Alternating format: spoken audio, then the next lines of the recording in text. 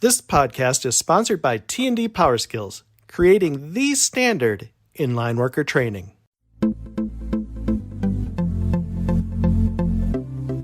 Job briefings. Someone once said to me that if we could improve our job briefings, we would improve our safety by 60%. Now, I don't know that I exactly agree with that number, nor do I know where it came from, but this I do know. Improved job briefings equals improved safety. Along with that, improved job briefings likely equals improved quality, customer satisfaction, system reliance, and lots of other really beneficial things. So the question then is, how can we improve our job briefings, especially given the challenge of how monotonous they can be and the fact that we do them every day, and while no two jobs are the same, a lot of the work we do is similar.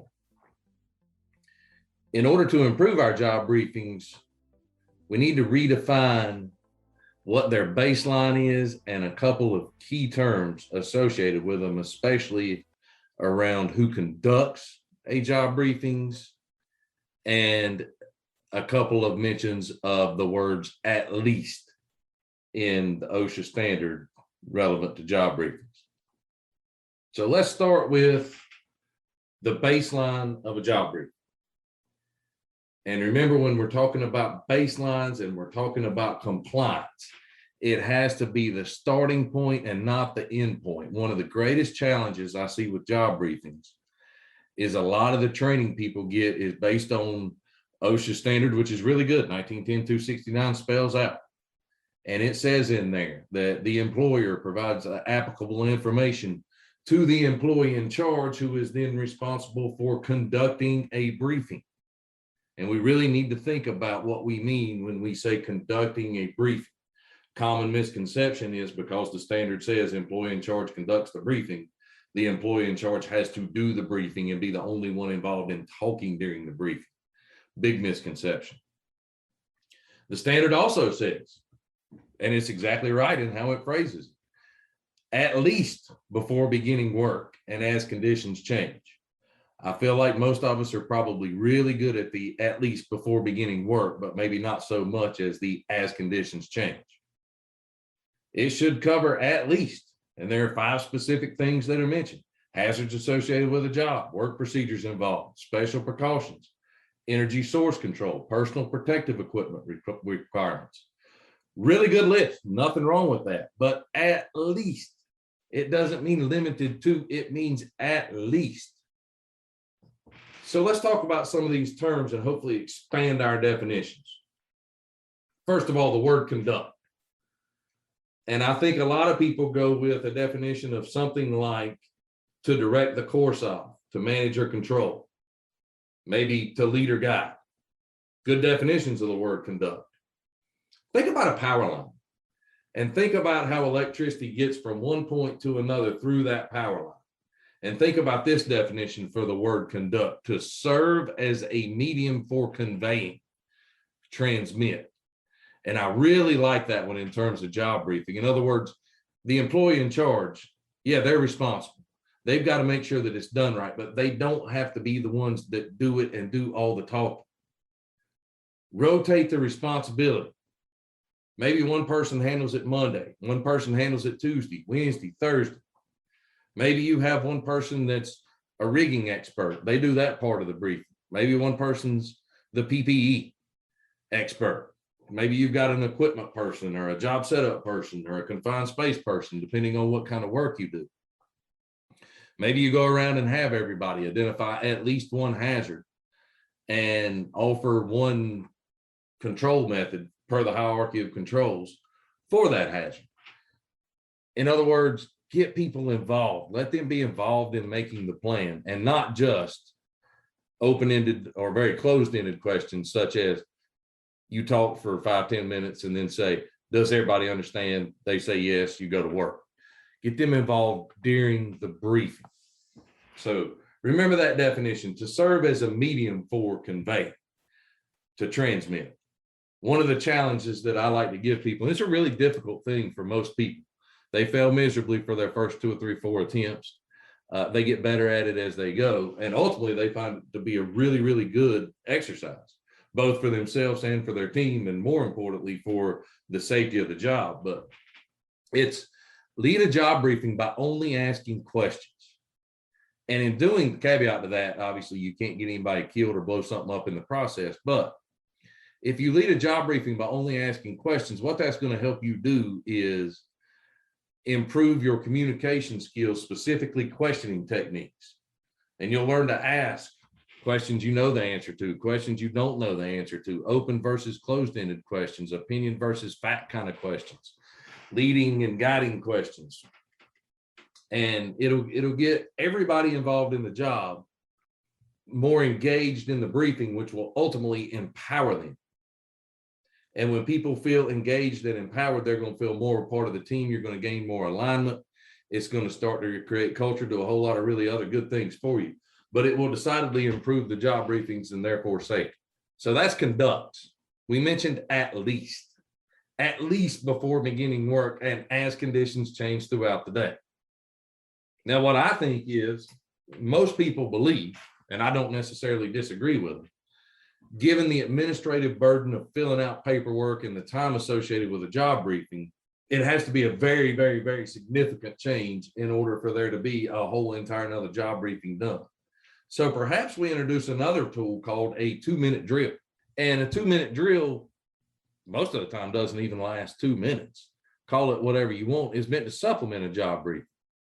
And so decidedly, you need to do another job briefing before work and after what we'll define as any extended delays or significant changes. This 2-minute drill, on the other hand, could be after any questions, after any issues come up, after any minor changes or short delays. Now, one of the things that you'll have to do is be very clear about what we mean when we say extended delays versus short delays, and what we mean when we say significant changes versus minor changes, and be able to give examples of each. That needs to be part of any job briefing program. So the job briefing in the morning is going to cover the entire scope of the work for the day and give an overview and lay out all the responsibilities and that sort of thing. But then right before we perform a specific task, or we're switching from one structure or one pole to the next, we stop and we hold this 2-minute drill to make sure that the pre-job briefing covers everything that's going to happen for the next 5-10 minutes, whatever it may be, and to make sure the team's still aligned. Typically, those are not documented, so we've relieved the administrative burden. People tend to be a lot more open to those. And while we're talking about tools that can supplement a job briefing, a pre-job briefing, we need to talk about a post-job briefing, which is done on job completion at the end of the day, or maybe the beginning of the next day, depending on what works best for you and your team. These days, so many safety and training managers are at a loss about how to approach line worker training for their apprentices and journeymen. Things are changing fast, and you need a training solution that has the flexibility to keep up. T&D Power Skills is that solution. With 78 in-depth video-based training units, all designed with the adult learner in mind, T&D Power Skills has created a comprehensive line worker training solution. This training ensures that line workers will absorb the info they need through engaging video, detailed workbooks, quizzes, final exams, and our custom essential field performance requirements checklists. Whether your goal is to build an 8,000-hour apprenticeship program, or if you just need refresher training and continuing education, T&D Power Skills is the one-stop shop for your line worker training needs. To learn more, find us online at tdpowerskills.com. Again, that's tdpowerskills.com. Be sure to use the referral code PODCAST2021 to get an exclusive podcast listener 5% discount. And this is where we get into the fourth principle of human performance. Says people achieve high levels of performance because of reinforcement, support, and encouragement. In other words, positive reinforcement from their leaders, peers, and subordinates. And this is a chance for us to for sure talk about what we could have done better. And we need to do that. And this actually probably should be part of your near miss and near hit reporting program, but that's another topic. So in addition to a discussion about What could we have done better? Were there any hazards we didn't identify? Could we have been more efficient? Were there things that happened that shouldn't have? What does our final product look like? All those sort of things. But how often do we talk about what went right? And I think that's an extraordinarily important part of discussions and will improve ultimately the quality of all your pre-job briefings. Even in a post-job briefing, you could say, hey, as far as the job briefing went, did it cover everything it should have? What was really good about it that we need to continue doing? And what could we have improved upon, and how are we going to do that? Amazing the discussions those will lead to. So don't limit your job briefing program to one form, one item called a pre-job briefing. Make sure it consists of a pre-job briefing, a post-job briefing, and multiple 2-minute drills. Conducts at least, held at least, covers at least. And we talked about the 5 things that are spelled out in the standards, hazards, PPE, those sort of things. Really important to talk about those things. Also super important to talk about what could go wrong. You know, what in front of us right now is most likely to hurt or kill somebody, and go from there. Absolutely needs to be part of a job briefing. How about a discussion about what could go right? How about, you know, if it's 7 o'clock in the morning, we get off at 4 o'clock in the afternoon, what would this look like if we did it absolutely perfectly all day? How about a discussion of lessons learned from past events and similar jobs, similar situations? How about incorporating into your job briefing human error, which is something I don't think we talk enough about. I feel like in hazard identification, most folks do a pretty good job of identifying physical hazards. I'm working from a height, 30 feet, 40 feet up in the air. I could fall, that could hurt. This line, this component, whatever it may be, is energized. That could hurt me. Here's this open trench that somebody could fall in. That could hurt me. Here's this wet floor. Somebody could slip on it. They could get hurt. Physical hazards, whether they be invisible, visible, whether they may change like the weather, whatnot. We do a pretty good job of those things. But how about ourselves in terms of both perception and behavior as hazards? And I don't know necessarily that we do a great job of talking about that sometimes. And examples of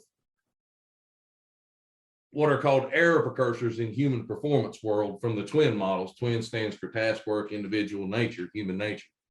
Things like time pressure, things like stress, distractions, interruptions.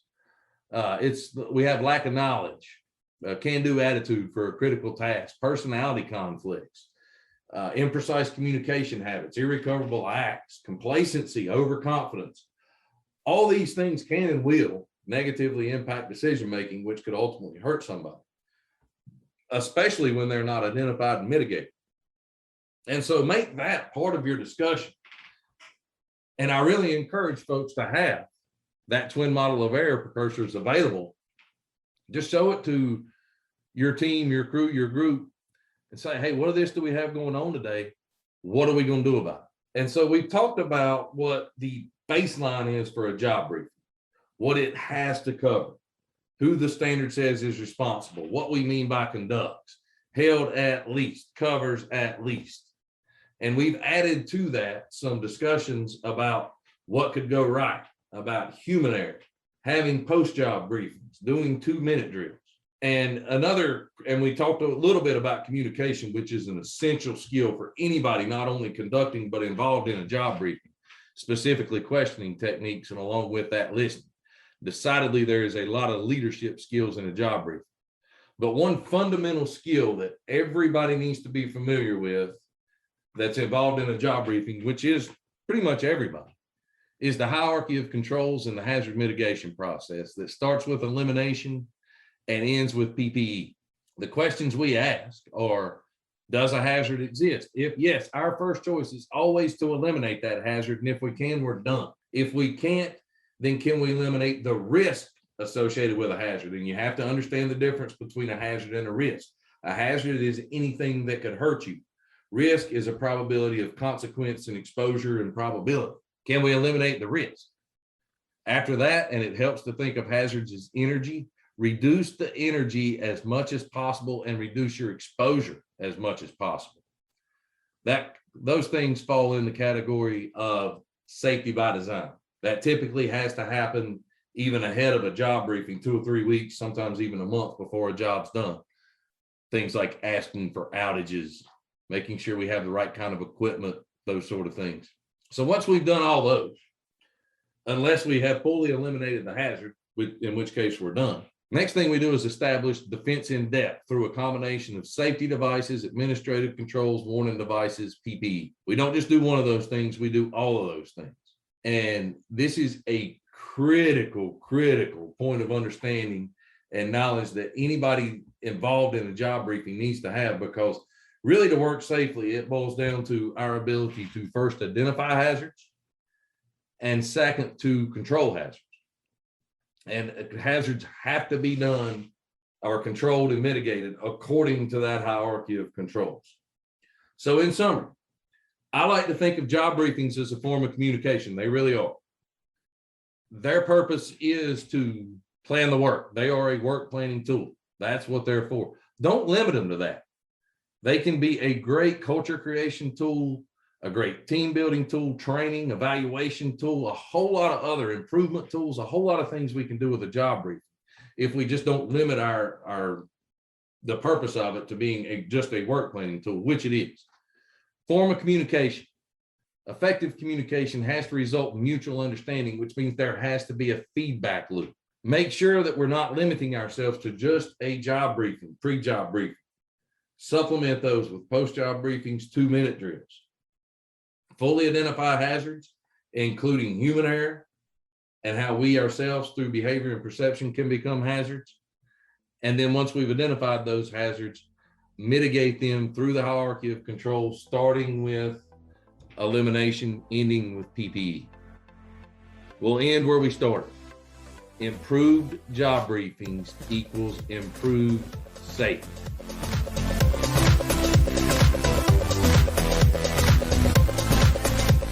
Please support our sponsors who help us to provide this valuable content to you. To learn more about how T&D Power Skills can help you with their proven training solutions, go to tdpowerskills.com. T&D Power Skills, creating the standard in line worker training.